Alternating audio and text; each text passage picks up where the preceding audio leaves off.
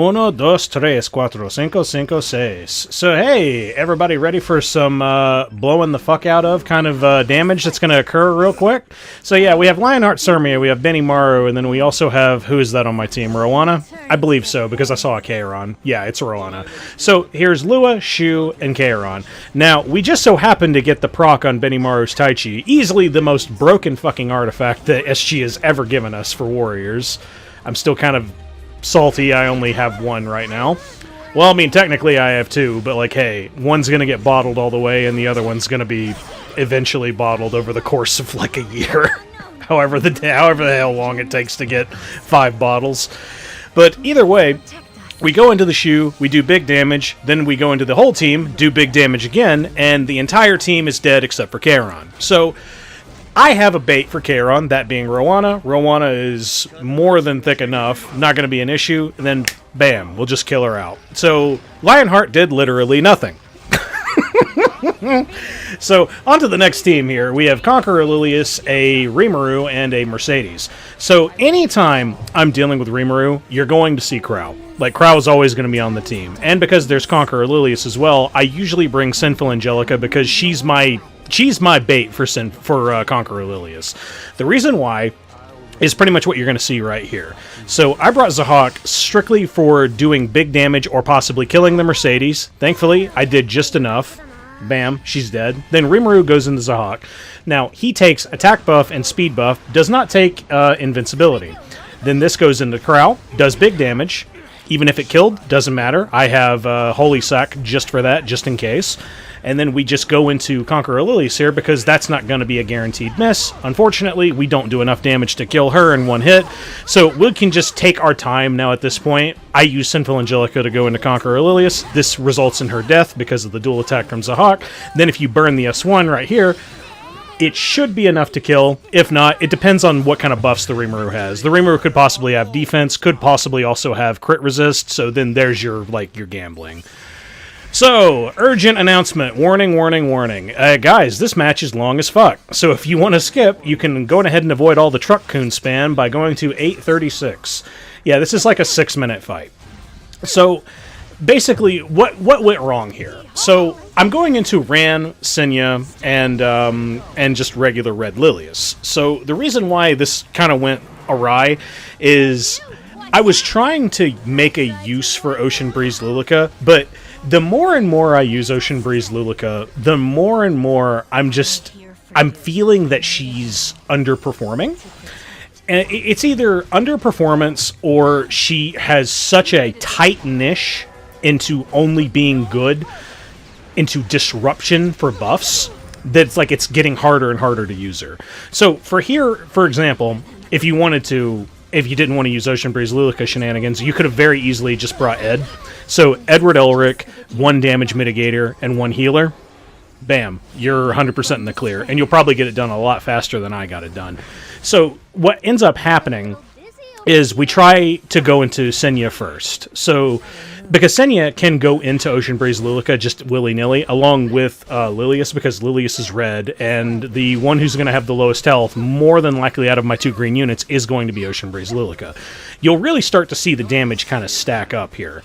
And one other thing in particular that kind of like baffles me, that I keep seeing this, is, and by the by, if any and all Senya enjoyers, please feel free to tell me in the comments so that I'm wrong about this or whatever, but this Senya is actually on a lifesteal set. I do not understand at all why that's even a thing. And here's my thought process for why I don't understand it, is because lifesteal is based off of the damage that you deal. But if you're using Senya and you're using Spear of a New Dawn, your big damage is going to be based off of additional damage. Like right here, which I don't even think it procced that time. So this may not be a maxed Spear of the New Dawn. Okay, yeah, it isn't. So the big damage that you're going to be dealing is going to be based off of additional damage effects. You don't get healed from that.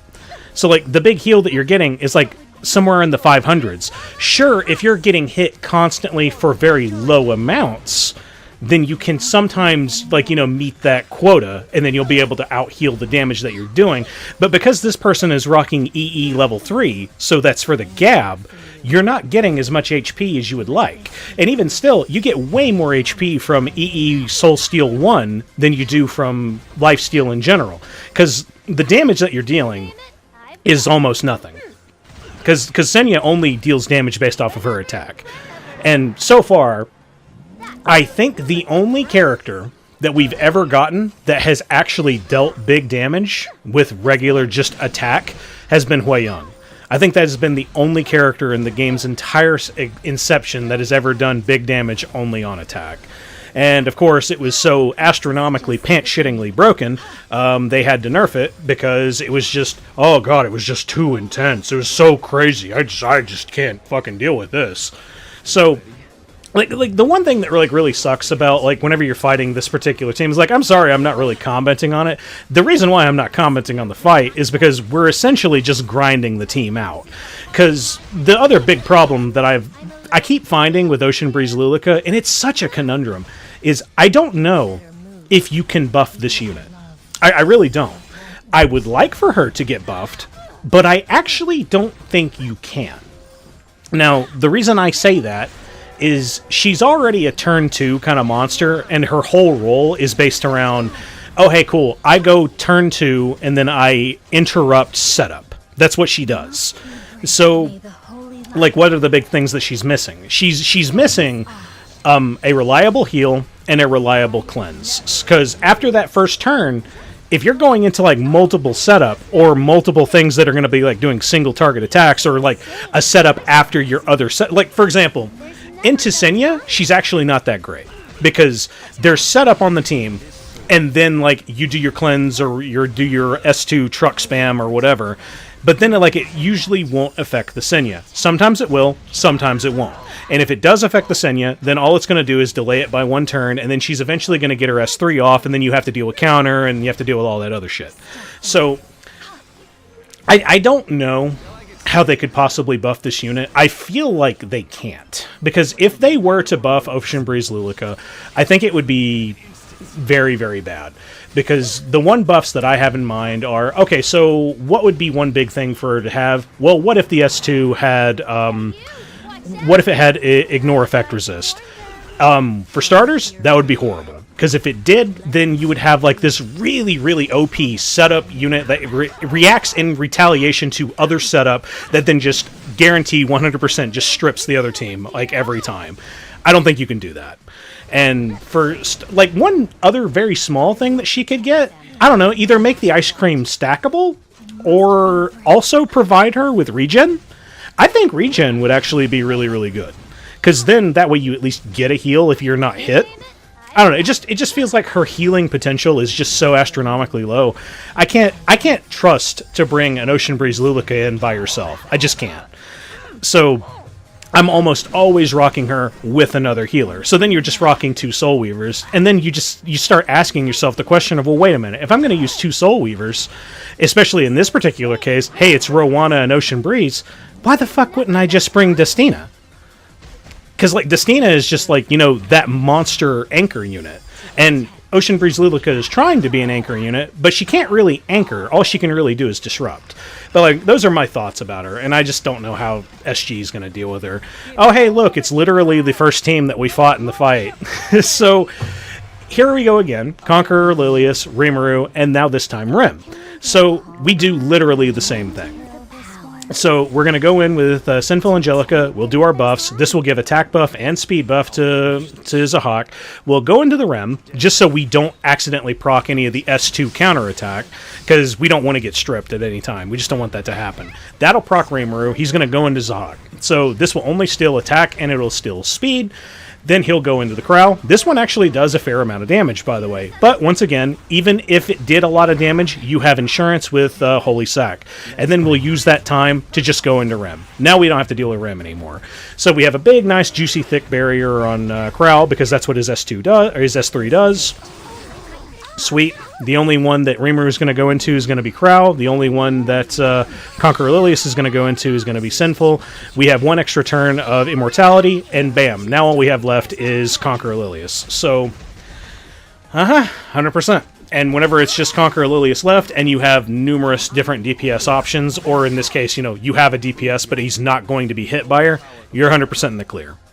Everything's good to go. Now, get ready for, I guess, hubris. let's call it that. Let's call it, we get what we fucking deserve.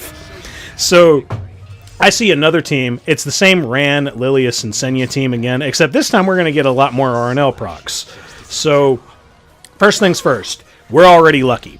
So, we got lucky in the sense that he procced RNL, but our Lionheart Cermia did not have Death Break. So, we got lucky right there. That alone already saved us the match. And 2, we're going in with Ocean Breeze Luluca. Here's another one of the things that kind of sucks about her going into Senya. 1, that Senya has... In fact, I'm pretty sure this Senya is probably not even rocking a lot of effect res. I think I'm just getting unlucky. But either way, we didn't strip. So because we didn't strip and we didn't go into any of that other jazz, so that leaves her free to just go into me the whole team. Now, because of this is also going to proc counterattack. Look how low my health is. And I just killed myself with reflect damage. So... one thing in particular, if you're ever at, like, black-pilled state like I am here, it's like, guys, I just don't give a fuck anymore. Give Roana an EE so she can revive the dead. I just don't care anymore. Well, honestly, at this point, going ahead. There's so many answers to dealing with, like, revive shenanigans at this point. I'd be all for it, except for the fact that, like, Roana is, like, easily one of the best healers in the game. Like, the only things that have her beat are, like, situational healers in general. But, like, you throw Celestine onto a Roana and you happen to have a really good counter, like, a counter Roana, and you're ever going into counter or additional attack horseshit, fuck. Nothing beats Roana. She does so much healing, it's absolutely insane. But, either way, thankfully... even though things were looking very, very sketch for just a brief moment there, because Lionheart Cermia does cleanse herself anytime she's hit with, like, an additional attack, a counterattack, anything like that, you're able to somewhat recover. So, you don't get anything else from her S2 other than the fact that she gives herself death buff right there, gives herself effect resist right there, and also speed buff, I believe, as well.